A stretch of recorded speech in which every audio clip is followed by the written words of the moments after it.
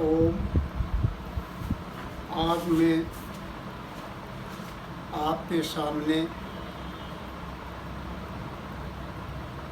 राजनीति इतिहास की पूर्वक है और इनका संबंध आध्यात्मिकता से होता है। इस विषय के ऊपर विचार देना चाहूँगा। यदि आपको ये अच्छे लगे तो इसको सब्सक्राइब अवश्य करें। भारत का इतिहास गौरवपूर्ण रहा है। उसके पीछे उसकी नैतिकता, निष्ठा, कार्यशीलता का महत्व रहा है। मैं मानता हूँ कि नाम का भी महत्व होता है, स्थान का भी महत्व होता है, प्रत्येक परमाणु का भी महत्व होता है। दुनियादारी में कोई चीज़ व्यर्थ नहीं है, हर चीज़ का महत्व होता है। खालिस्तान का भी महत्व होता है। खालिस्तान के बिना तो भरने वाली वस्तु को भरा नहीं जा सकता, इसलिए उसका अपना महत्व होता है। रात्रि का भाव उसी समय आरंभ हो जाता है जब सूर्य उदय होता है। एक से दूसरे को व्यवस्था मिलाती है। पहला कौन सा है, दूसरा कौन सा है, यह हमें समझना है। बताया जाता है कि वेद हमारी सबसे पुरानी पुस्तक है। वेद का निर्माण हमारे चारों ऋषियों ने किया। इसमें हमें समझना है कि ज्ञान पहले हुआ या ऋषियों का जन्म पहले हुआ। जब इस रहस्य को जान जाएंगे तो सारा रहस्य समझ में आता चला जाएगा। इसी प्रकार हमें गणना को भी समझना है। जीरो का जन्म पहले हुआ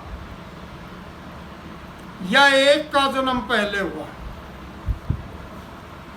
यदि हमें ये मान लें कि जीरो का जन्म पहले हुआ तो समझना होगा कि जीरो को बनाते समय खालिस्तान का क्या महत्व रहा है। यदि खालिस्तान का महत्व है तो दशमलव में खालिस्तान नहीं है, वह सब का भाव बदल देता है। मेरे कहने का अर्थ है कि छोटे से छोटे परमाणु का बहुत बड़ा महत्व होता है। प्रत्येक वस्तु स्वयं में कुछ नहीं होता।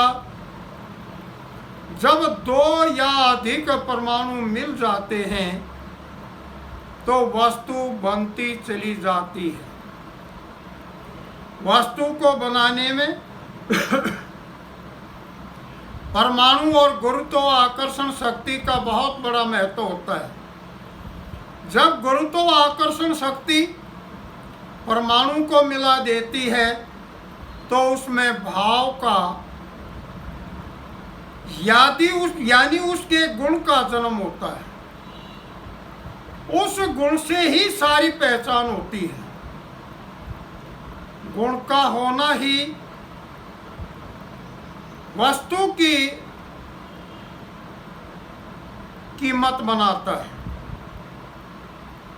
प्रत्येक वस्तु की कीमत से उसके मूल्य का पता चलता है। उसके बाद दूसरी व्यवस्था बनती चली जाती है और अंत में जैसा घटा और जमा यानी घटा और घटा जमा बन जाती है, उसी प्रकार से प्रत्येक परमाणु अपने आरंभ की स्थिति में आ जाता है। ये सारी प्रक्रिया चलती रहती है, इसे ही हमें समझना है।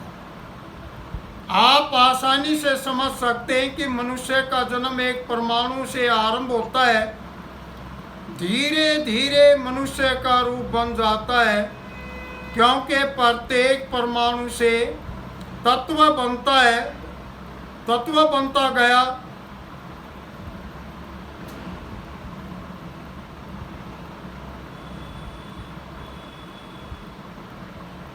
और उस तत्व से, क्योंकि प्रत्येक परमाणु में तत्व बनता गया और शरीर बनता चला गया, उसके साथ ही मन, बुद्धि, चित्त, अहंकार, आत्मा, प्राण आदि आदि जुड़ते चले गए और मानव का जीवन बनता चला गया। मानव ने कैसे कर्म किया, यह कर्म करना उसकी भावनाओं पर निर्भर करता है। भावनाओं को मन की चेष्टा तैयार करता है, लेकिन अंत वही होता है जहाँ से आरंभ होता है। आरंभ और अंत में बहुत अंतर है, उसे हमें समझना है। सूर्य उदय और सूर्यास्त का समय लगभग समान होता है। बहुत सी ऐसी चीजें हैं जो समानता लाती हैं, लेकिन फिर भी दोनों में अंतर है, दोनों में काफी अंतर है। जो समानता लाती है, लेकिन फिर भी दोनों में काफी अंतर है। सूर्योदय रोशनी लाता है और सूर्यास्त अंधेरा लाता है। यदि अंधेरा नहीं आएगा तो सूर्य का उदय कैसे होगा? ये सब हमारे जीव के समझने की है। सूर्य उदय रोशनी लाता है,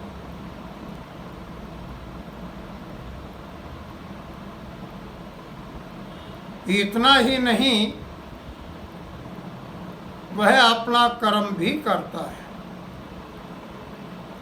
प्रातः काल का अपना प्रभाव, दोपहर का अपना प्रभाव, गोधूली के समय का अपना प्रभाव होता है।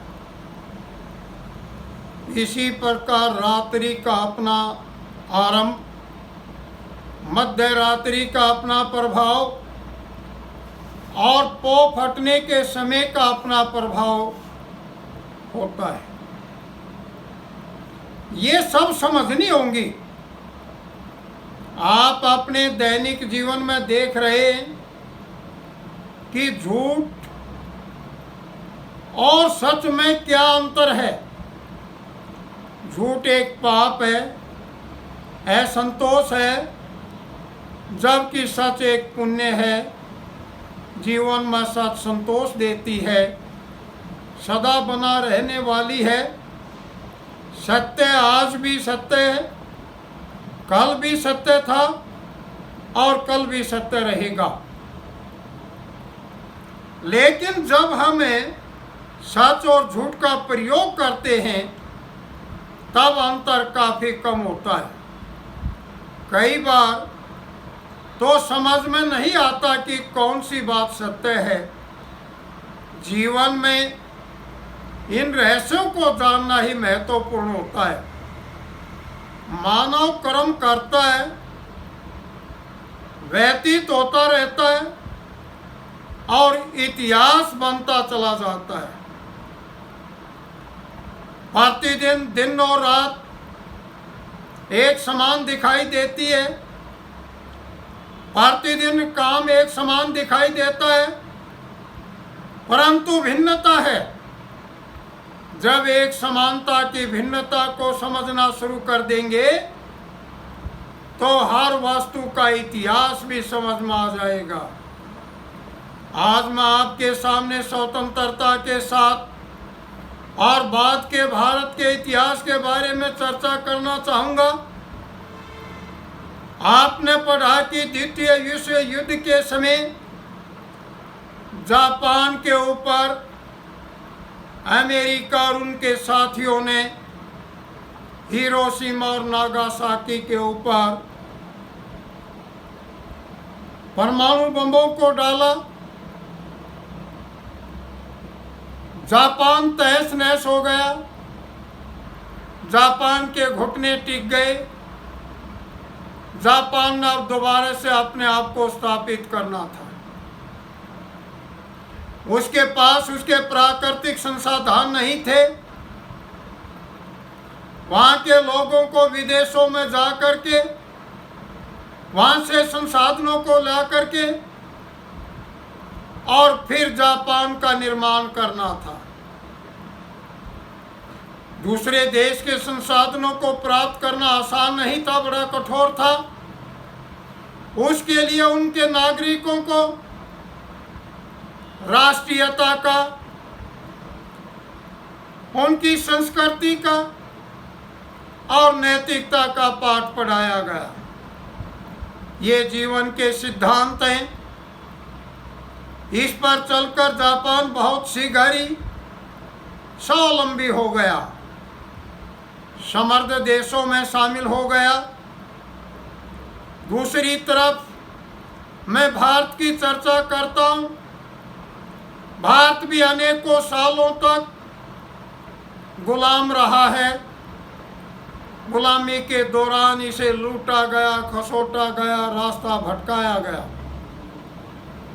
अनेकों संसाधनों को नष्ट किया गया। लेकिन लंबे समय के संघर्ष के बाद देश स्वतंत्र हुआ। हमें 15 अगस्त 1947 को स्वतंत्रता प्राप्त हुई। शोषित भारत ने पुनः गौरव स्थापित करना था। भारत के पास अनेकों संसाधन थे, अपना इतिहास था, अपना राज्य था, अपने तरीके से राष्ट्र का निर्माण करना था। भारत यदि प्राकृतिक संसाधनों का प्रयोग ठीक तरीके से करे तो भारत को स्वावलंबी होने में समय नहीं लगना था। भारत के अपने साधन को अपने राज्य के अंदर ठीक तरीके से प्रयोग करना था। भारत एक संसाधन वाला देश है। भारत एक ऐसा देश है जिसके अंदर विभिन्न मौसम हैं। हर प्रकार के मैदानी, पठारी, पहाड़ी, रेगिस्तानी और उपजाऊ मिट्टी है। हर प्रकार के फल, अनाज और सब्जियां पैदा होती है। अकेला राजस्थान की यदि मैं बात करूं, पिछले दिनों मौजूदा प्रधानमंत्री चौधरी चरण सिंह जी ने अपने कार्यकाल के अंदर रशिया से भारत की भूमि का सर्वे करने के लिए एक टीम को बुलाया और सर्वे करने के बाद रूस की टीम ने अपना सर्वे की जो रिपोर्ट दी उसमें कहा कि यदि अकेले राजस्थान प्रदेश की भूमि को समतल करके ठीक तरह से खेती की जाए तो अकेला राजस्थान पूरे हिंदुस्तान को अन्न पैदा कर सकता है, पूरे हिंदुस्तान को अन्न से छिका सकता है। कोई व्यक्ति भूखा नहीं सोएगा, इतना अन्न पैदा कर सकता है राजस्थान। शेष भारत की भूमि पर होने वाला अनाज और दूसरी वस्तुओं का व्यापार किया जा सकता है। भारत में हर तत्व की, हर खनिज पदार्थ की बहुलता है। आवश्यकता यदि कोई है तो वह ईमानदारी की है, ईमानदारी से काम करने वालों की है। आवश्यकता मेहनत और योजनाबद्ध तरीके से काम करने की है। यदि भारत में योजना से काम किया जाए तो भारत इस जनसंख्या से 3 गुने जनसंख्या का निर्वाह कर सकता है। असंतुलन व्यवस्था के कारण भारत में प्रतिवर्ष पूंजीवाद की संख्या में अनेकों व्यक्ति शामिल हो रहे हैं। आज हमें विदेशी पूंजीपतियों से डर नहीं है। यदि आज हमें डर है तो हमारे देश के अंदर के जो पूंजीपति हैं उनसे डर है। हमें स्वयं के डर को दूर करना चाहिए। वहां ईमानदारी की आवश्यकता है। आप देख रहे हैं, और मैं एक समय की चर्चा करना चाहता हूं। हमारे इस प्रांत के अंदर एक बार सरकार की मैं चर्चा करूं कि उस सरकार ने हमारे भूस्वामीपतियों से जो कृषि योग्य भूमि थी उसको विकास के नाम पर खरीदा और उसको खरीद करके बिल्डर्स को दे दिया, जिसके देने से लाखों लोगों की जो एग्रीकल्चर के ऊपर डिपेंड थे उनकी आजीविका चली गई। अनेकों परिवार अपना निर्वाह कर रहे थे, बेकार हो गए, बेरोजगार हो गए और बिल्डर्स पूंजीपति बन गए।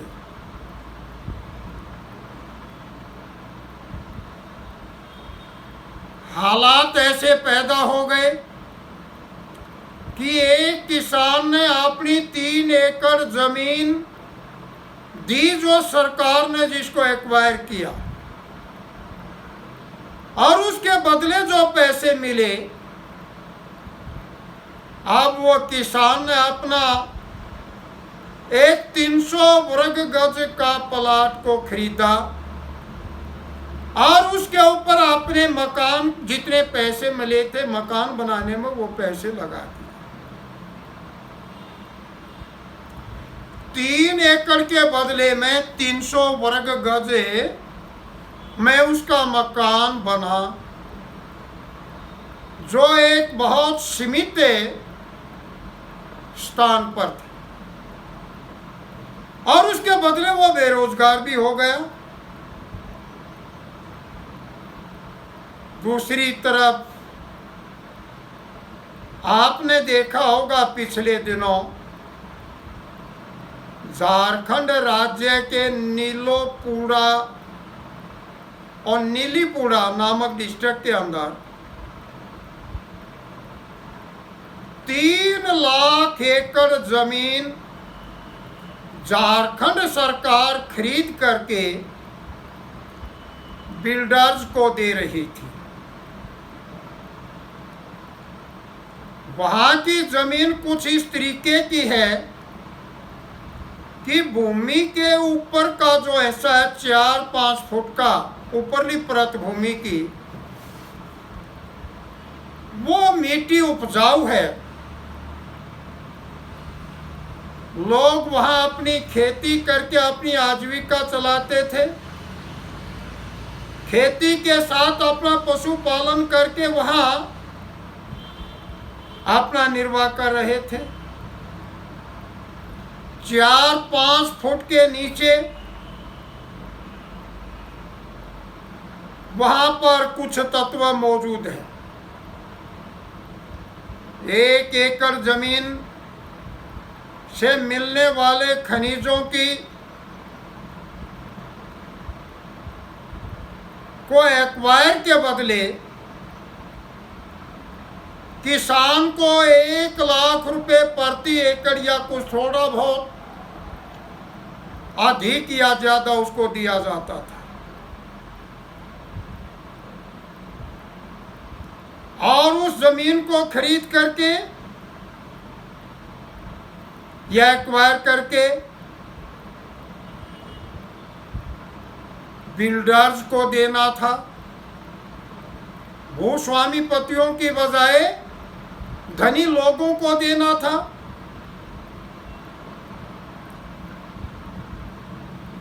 जब ये स्थिति आई तो वो किसान, उन्होंने अपनी आवाज को उठाना चाहा, वो बेचारे अपनी आवाज नहीं उठा पाए। वो स्वामी अग्निवेश जी के पास आए कि स्वामी जी हम बेरोजगार हो जाएंगे, हमारी भूमि चली जाएगी, हमारी आजीविका का साधन नहीं रहेगा, हमारे बच्चे भी बर्बाद हो जाएंगे, हम भी बर्बाद हो जाएंगे, भूखमरी आ जाएगी, हाल बेहाल हो जाएगा। स्थिति में आप हमें सहयोग करो। स्वामी अग्निवेश जी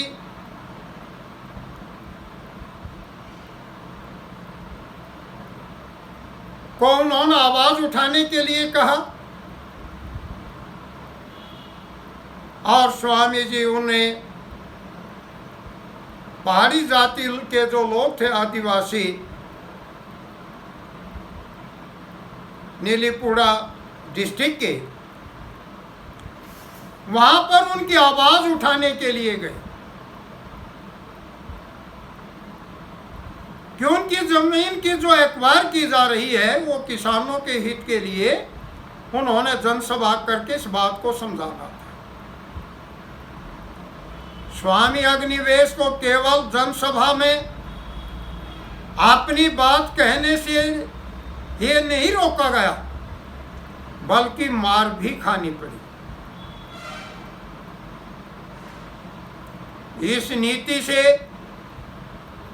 देश में पूंजीपति अधिक पूंजीपति बन रहा है, गरीब गरीब बन रहा है। दोहरी भेदभाव की नीति में समानता कैसे आ सकती है? जब तक एक परिवार प्रथम क्रियाकलाप का काम स्वयं नहीं करेगा, तब तक गरीब गरीब ही रहेगा, अमीर अमीर ही होता चला जाएगा। ऐसी स्थिति को समझना होगा, नीतियों में बदलाव लाना होगा। जो आज की राजनीति है, कल के लिए वो इतिहास होगा। जिस इतिहास को हम पढ़ रहे हैं, किसी समय वो राजनीति का पूरक थी या राजनीति के कारण वो इतिहास बना था। ओम शांति शांति शांति।